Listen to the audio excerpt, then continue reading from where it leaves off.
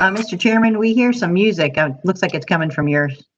Oh, it's our new hold music until 10 o'clock. Oh, okay. I was about ready to ask the same thing.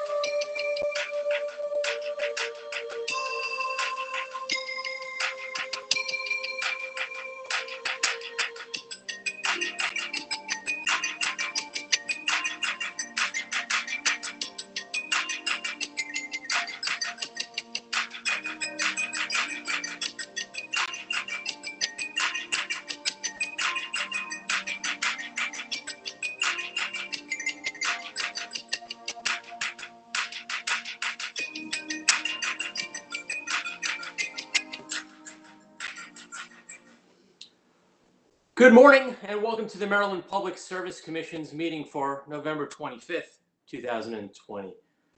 On the eve of Thanksgiving, I'd just like to recognize all the hard-working men and women of the Public Service Commission. It's been a very difficult and trying year, but the Commission has not missed a beat in terms of its statutory obligations to our utilities and to the public. It's bittersweet that I will be announcing a number of departures from the Commission this morning. To begin with, Zeke Sushko, who works for our engineering division, will be retiring after approximately 30 years of service. Zeke joined us in March of 1992, where he's been working on our jurisdictional water and sewer utilities. And over the past 30 years, he's developed quite a relationship and reputation for maintaining relationships with our regulated utilities. Prior to joining the Commission, he worked for the Department of Natural Resources, the Washington Sanitary Suburban Commission, as well as Charles County. So we wish Zeke well as he begins his retirement. Also on December 1st, we'll be seeing the departure of Kevin Zhang, also another engineer in our engineering division.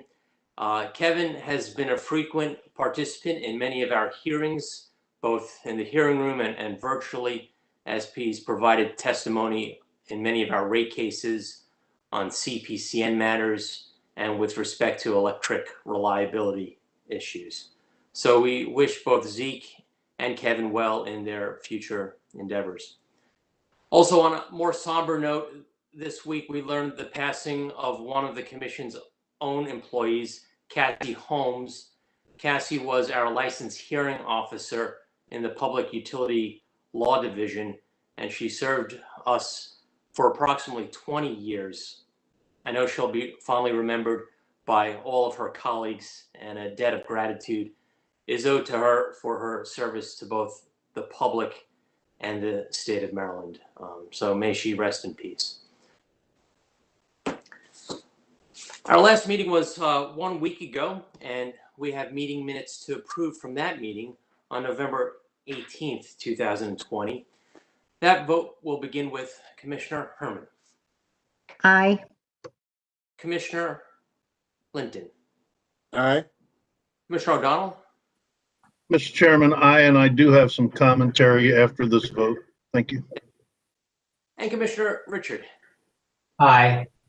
I vote aye. The meeting minutes are approved. Commissioner O'Donnell.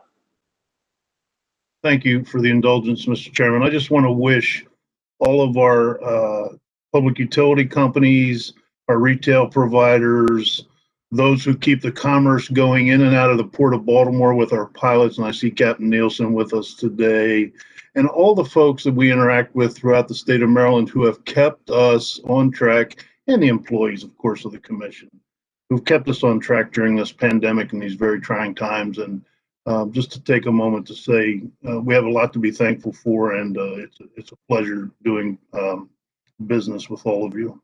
Thank you, Mr. Chairman. Thank you. I would heartily second those comments. Any additional opening remarks?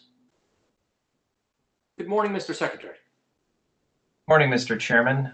There are 10 items on today's consent agenda. Item number 1 consists of revised tariff pages from the Association of Maryland Pilots.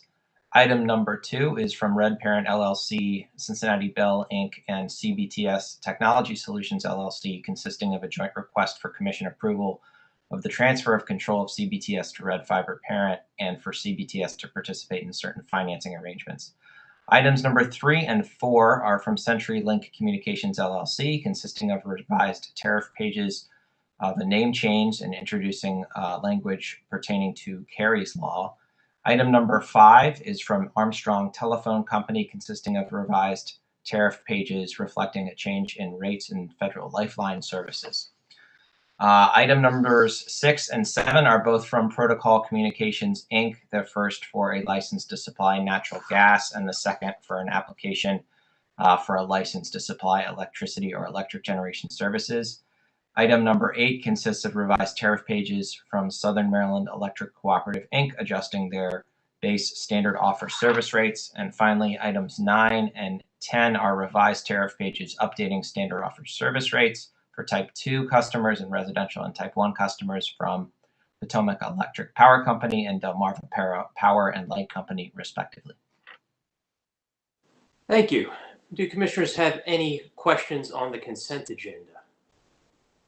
Seeing none, I move that with respect to item number 1, the Association of Maryland Pilots, that we accept the revised tariff changes for filing with an effective date of January 1st, 2021.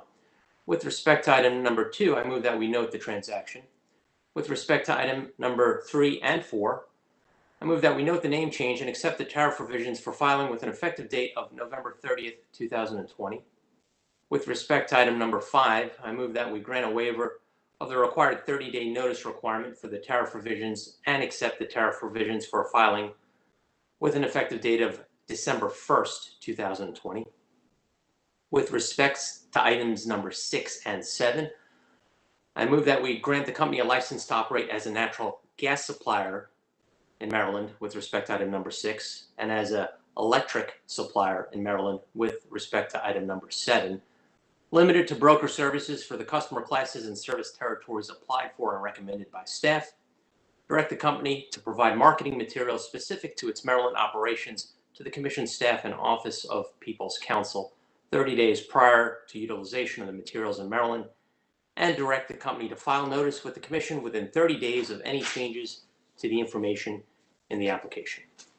With respect to item number 8, I move that we accept the tariff revisions for filing and direct the cooperative to file clean copies of the revised tariff pages with an effective date of December 1st, 2020. With respect to item number 9, I move that we accept this tariff revisions as revised by staff in its comments dated November 13th, 2020, to correct the typographical error in the residential and R-TM Winter 2021 rates, and direct the company to file clean copies of the revised tariff pages with an effective date of December 1st, 2020. And with respect to item number 10, I move that we accept the tariff revisions for filing with an effective date of December 1st, 2020. The vote begins with Commissioner Herman. Aye. Commissioner Linton. Aye. Commissioner O'Donnell. And Commissioner Richard. I vote aye. The motions are approved. Mr. Secretary. Mr. Chairman, items number 11 and 12 on today's administrative agenda are both from Sandpiper Energy, Inc. Number 11 consists of revised tariff pages incorporating the annual adjustment to delivery service rates. And number 12 is revised tariff pages reflecting the new system improvement rate. On this item, for both items, number 11 and number 12, for staff, we have Olivia Kuykendall and Michael Dean. For Office of People's Counsel, Patrick O'Laughlin. For the company, Brian Quinn, Matt Everingham, and Jeremy Schneider. Thank you. Good morning, Ms. Kuykendall. Good morning, Olivia Kuykendall on behalf of staff. Sandpiper Energy Inc. filed tariffs for two separate rate revisions. The first filing is revisions incorporating the annual adjustment to delivery service rates as agreed upon in the settlement pursuant to Commission Order number 87857 and case number 9410. In this settlement, the company agrees to report the actual number of customers converted from propane to natural gas and to decrease in revenue over a 6-year period. The company converted 1,735 customers from propane to gas in this past year, and only 601 customers remain serviced on propane. The residential consumption charge for natural gas and propane both decreased between 1.77% to 3.43%. The commercial consumption charge for natural gas and propane both decreased between 1.52% and 1.82%. These changes are in compliance with the Commission's order. The second filing is Sandpiper's annual update to the company's System Improvement Charge, or SIR, to be effective for the 12-month billing period of December 1st, 2020 to November 30th, 2021. The SIR is a volumetric charge that applies to the company's residential and commercial rate schedules for the purpose of recovering the cost of bare steel replacement, in addition to the cost of distribution system and customer conversions from propane to natural gas. After accounting for the reconciliation of last year's projected costs with actual costs, the company's calculated SIR increase is from 40.3 cents to 51.4 cents per CCF of natural gas. For customers within the incorporated limits of the town of Ocean City, Maryland, the Ocean City specific SIR would increase from 48.8 cents to 60.7 cents per CCF of natural gas. The company filed revised tariff pages on November 9th, 2020 to account for minor discrepancies between the originally filed tariff rates and the filing's work papers. Staff's comments in footnote 1, it says that we attached or included this tariff revision as an attachment. That was not actually attached, as it's included in mail log number 232532. Staff reviewed the proposed tariff filing and revenue requirement and determined that the rates were correctly calculated. For the delivery service rate filing, staff recommends that the Commission accept the tariff for filing with an effective date of December 1st, 2020. For the SIR filing, staff recommends that the Commission accept the revised tariff pages for filing to be effective December 1st, 2020 through November 30th, 2021. Thank you. Thank you. We'll turn to Counsel for Sandpiper Energy. Good morning, Mr. Chairman. Can you hear me all right? Clear, Mr. Quinn. Yes, it's Brian Quinn here today on behalf of Sandpiper. I have representatives from the company here to answer any questions that you may have. Obviously, we agree and support staff's recommendation concerning both filings and greatly appreciate Olivia's summary there. It was excellent, and here to answer any questions you might have. Thank you. Do commissioners have questions of staff or the company? Thank you. Ms. Kirkendall did a very sufficient job in her presentation and the buck sheets. Thank you, Olivia. With that, I will move that with respect to item number 11, that we accept the tariff revisions for filing with an effective date of December 1st, 2020. And with respect to the SIR, item number 12, I move that we accept the tariff revisions for filing to be effective for the 12-month billing period of December 1st, 2020 through November 30th, 2021. The vote begins with Commissioner Herman. Commissioner Herman, I think your microphone's off. There we go. Yeah. Spacebar didn't work. I vote aye. Thank you. Commissioner Linton. Aye. Commissioner O'Donnell. Aye. Commissioner Richard. Aye. I vote aye. The motions are approved. Thank you. Mr. Chairman, item number 13 on today's administrative agenda consists of an application from Columbia Gas of Maryland, Inc. for authorization to issue up to $40 million in long-term debt. On this item for staff, we have Olivia Kirkendall, Kenneth Albert, for the company, Ted Gallagher and Vice Ray, as well as for Office of People's Counsel, Patrick O'Loughlin. Ms. Kirkendall again. Hello, Olivia Kirkendall on behalf of staff. Columbia Gas of Maryland filed an application for authorization to issue up to $40 million in long-term debt during the 2021 to 2022 time period.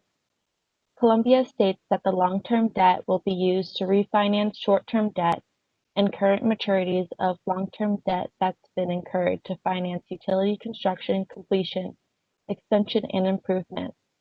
And the company would begin issuance in March of 2021. Acceptance of the requested long-term debt would allow Columbia to maintain its capital structure of approximately 52% equity, 5% short-term debt, and 43% long-term debt. Staff notes that the proposed debt filing does not have any immediate impact on rates. Staff recommends that the Commission grant Columbia the authority to issue up to $40 million in long-term debt. Thank you. Thank you. Does Maryland Office of People's Counsel wish to comment on this filing?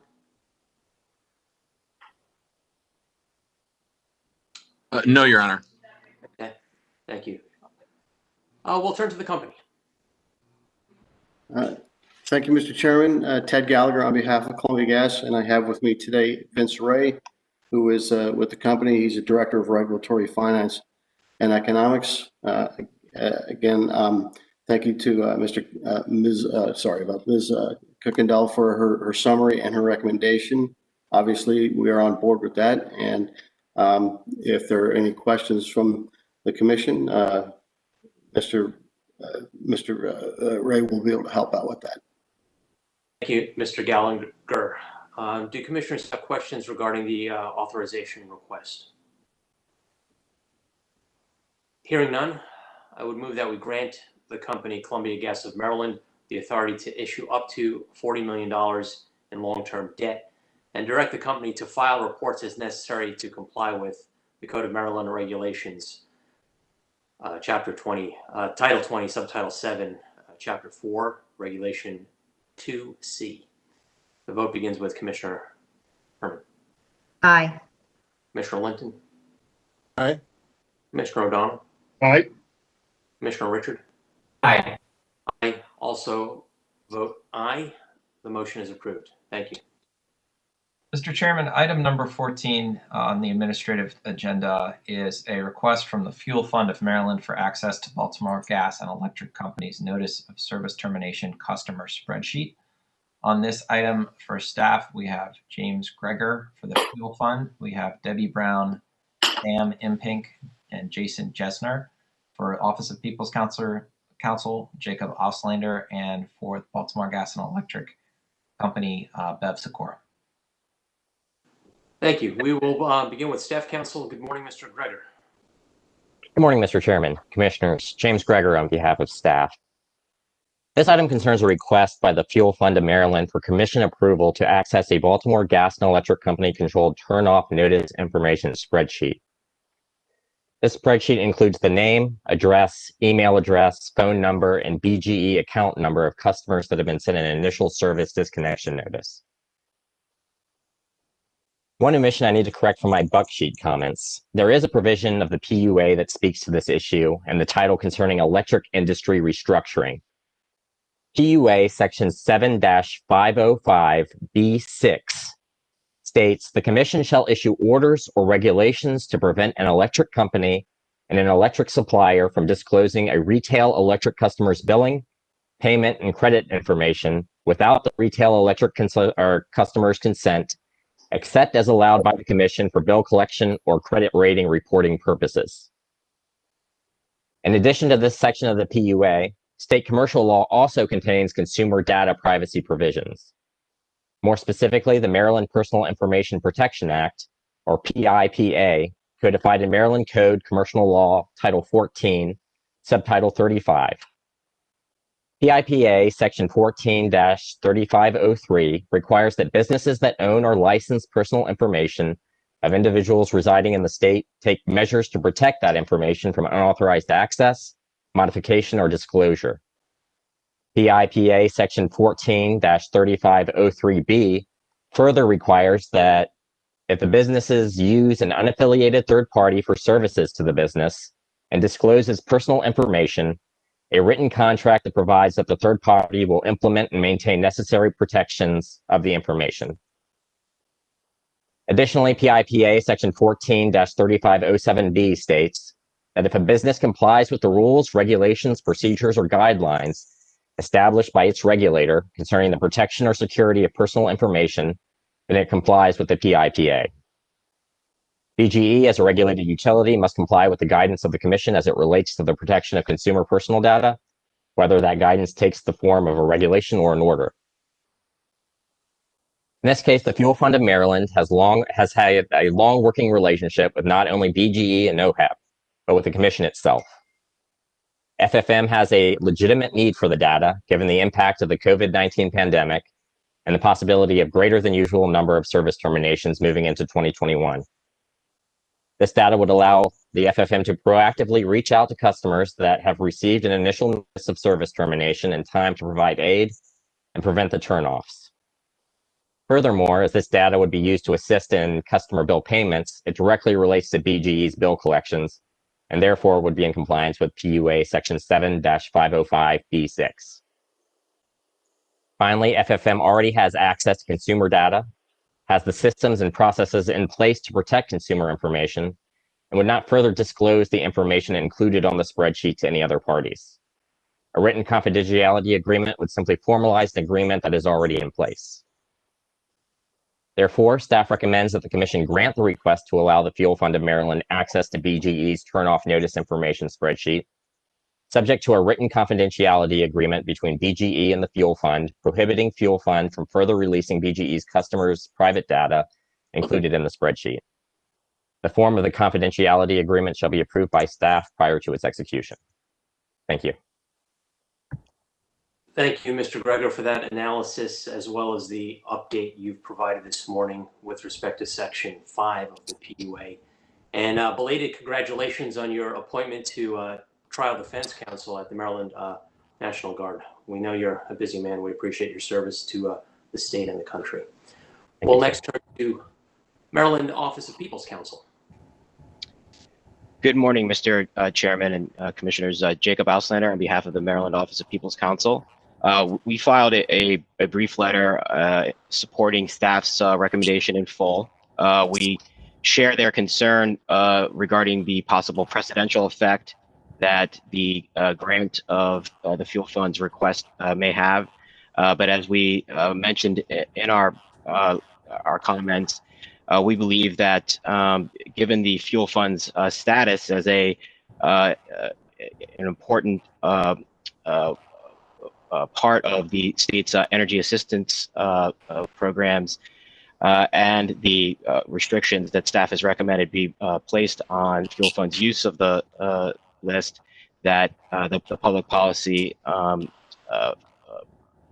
the importance of allowing fuel fund to have a streamlined way to contact customers that are facing service terminations outweighs any possible data privacy issues. And so we would recommend that the commission grant the request subject to staff's conditions. Thank you, Mr. Auslander. We'll turn to Baltimore Gas and Electric Company. Good morning. Good morning, Commissioners. Beverly Sikora on behalf of BGE. First, I'd like to wish everyone a happy Thanksgiving tomorrow. And also, I give a thumbs up on the music at the beginning of the hearing. That was a nice addition.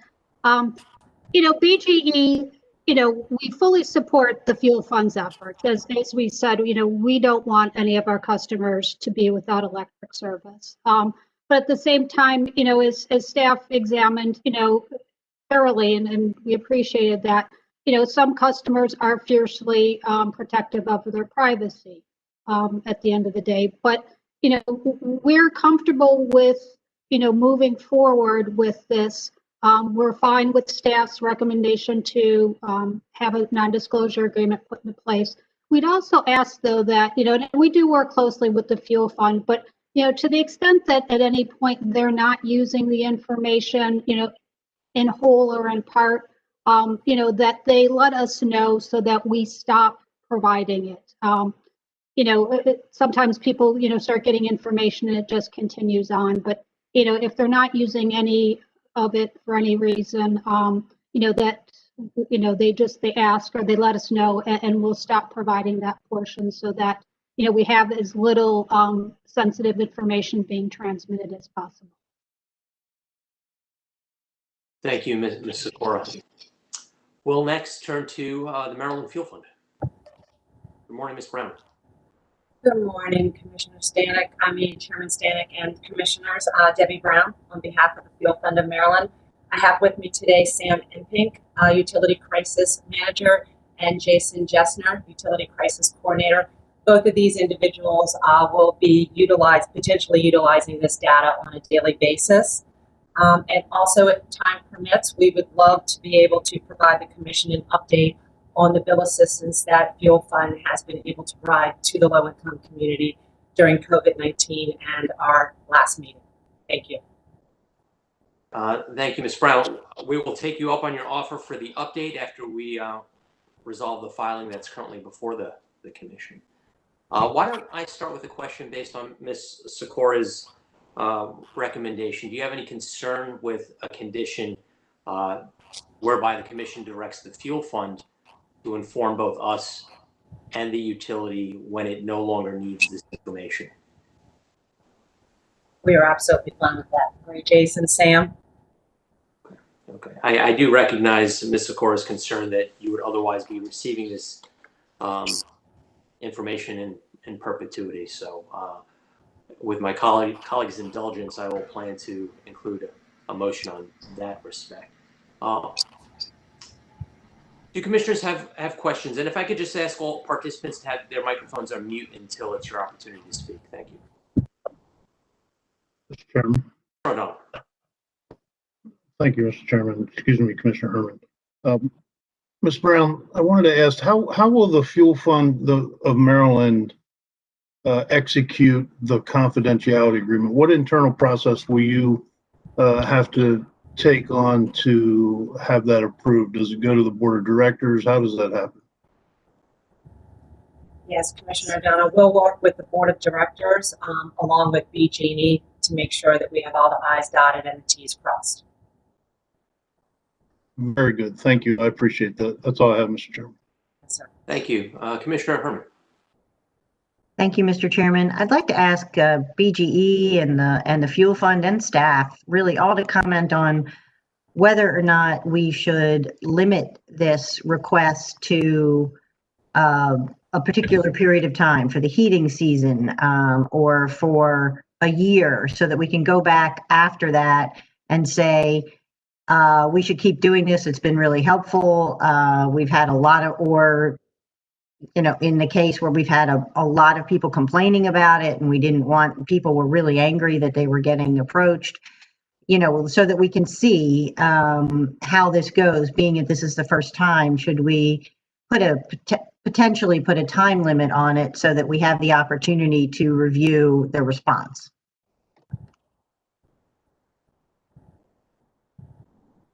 Commissioner Herman, from the fuel fund's perspective, we would be more than happy to do that. We would be looking at the end of our fiscal year, June 30th, 2021, and we'd be happy to put that as a deadline.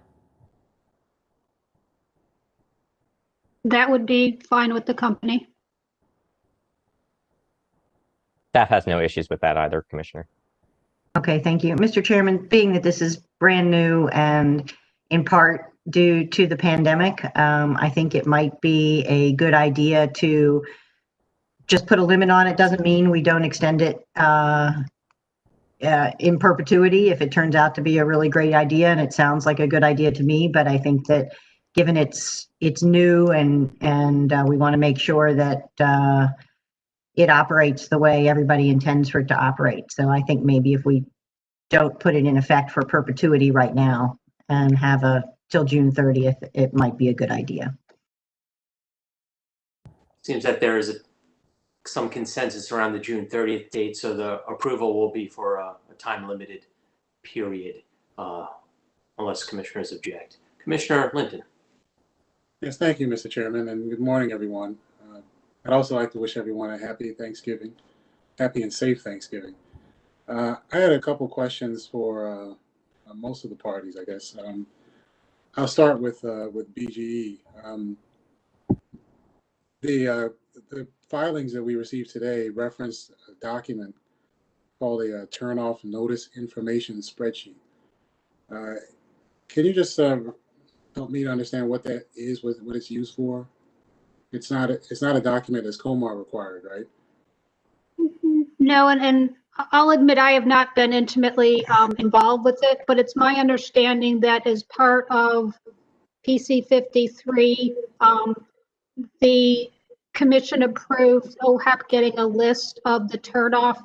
Currently, OHAP under COMAR gets the affidavits in the winter. That was expanded so that they would get a list of the turnoffs notice, the people who received turnoff notices, so that, you know, the OHAP could reach out to folks to, you know, see if they had applied, and if not, to perhaps get them to apply. So that it's just simply that same list. Okay. Yeah, I suspected that's what it was. So the fuel fund has requested that OHAP, that the company modify that list by marking on it customers who have gotten a turnoff notice, but have already received OHAP assistance. Is that something the company is capable of doing? Yep, we are. Okay. All right. Thank you for that. Now for the fuel fund. Unfortunately, and this is part of what we would expect, this is going to be a fairly large list. I suspect it'll be around the same amount or similar to the numbers of customers that you've typically helped during the course of a year. So as the fuel fund plans on sending an email to these customers, is that the extent of the communication? That is correct. Sam, do you want to go into any further? Our plan, good morning, commissioners and chairman, Sam Impink of the Fuel Fund. Our plan is to take that spreadsheet in the Excel format and see which clients have already applied to the Fuel Fund. And those that haven't, we would send a blast group email to those clients that have email addresses, letting them know that because they received OHEP already, that makes them eligible for the fuel fund, as long as they haven't used us in the last 12 months. And to let them know that we're here if they need us, and to provide the link to our application online. Those that don't have email addresses, we would just, pick up the phone and call them. Let them know that we're here if they need us, and they can do the application over the phone with us if they're not internet savvy enough or don't have access to the computer. We can do it right then and there over the phone. Okay, so you plan on communicating only to consumers who have already received OHEP funds then? No, actually, because OHEP goes up to 175% of poverty guidelines, and the fuel fund goes up to 200% of poverty guidelines, we would also try to reach out to those who may have been over income for OHEP, for example. If we do have view-only access to the OHEP database and can look people up to see if they have applied and were denied for over income, and verify their eligibility for the fuel fund based on that income. We have several techniques to go ahead and do that. And then those that are not in the OHEP database, excuse me, we would also reach out to let them know that they may be eligible for OHEP and fuel fund once they complete the application process.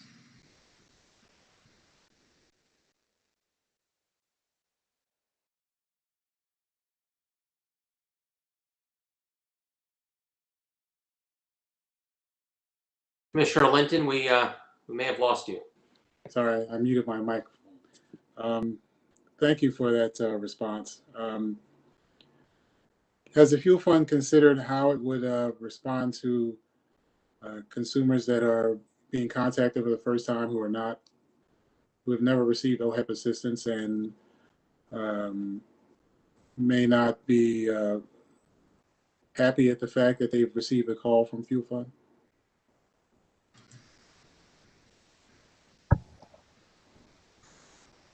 I think Sam and Jason, we talk, we're really in that uncharted water where we're trying to be proactive and reach out to these individuals, these households. It's going to be trial and error. We'll regroup and see what type of response that we are getting, but we really want to reach out to them and let them know that we're a positive resource for them and empower them to get the financial support that they can. So I don't have a definite answer. It's really going to be trial by error. But we're hoping that that call coming from the fuel fund will be less invasive. Okay. All right. Thank you. Thank you, Ms. Brown. Mr. Chairman, I don't know if this can, and I don't know, I guess I would just encourage the fuel fund to perhaps start with the OHEP customers. I suspect it's going to be a large number.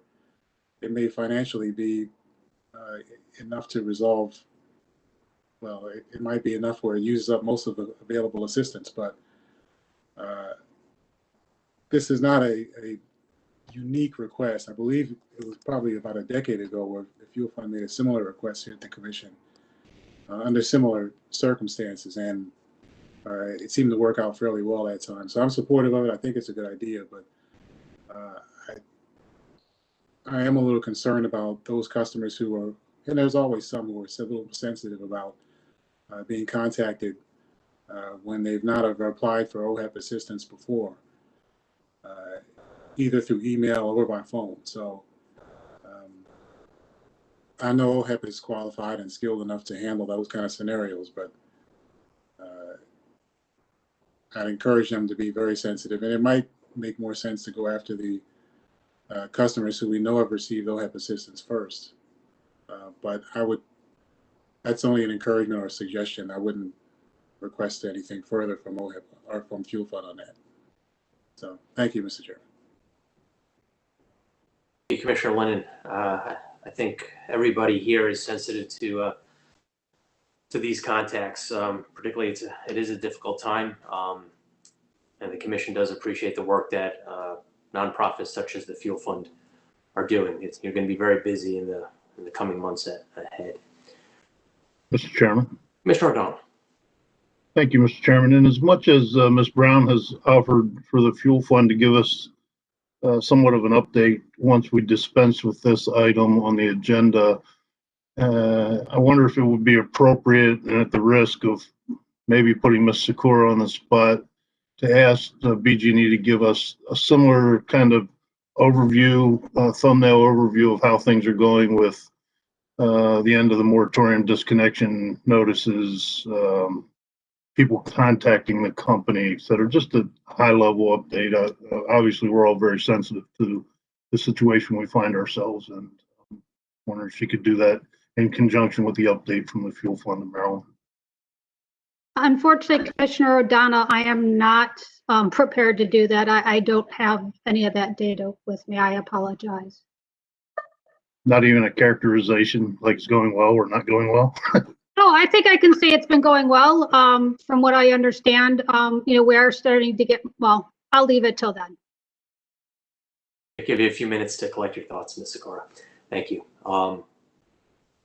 Okay, so what I will plan to do in the motion is incorporate the time period through June 30th, 2021. We could review the progress and your experience during that time.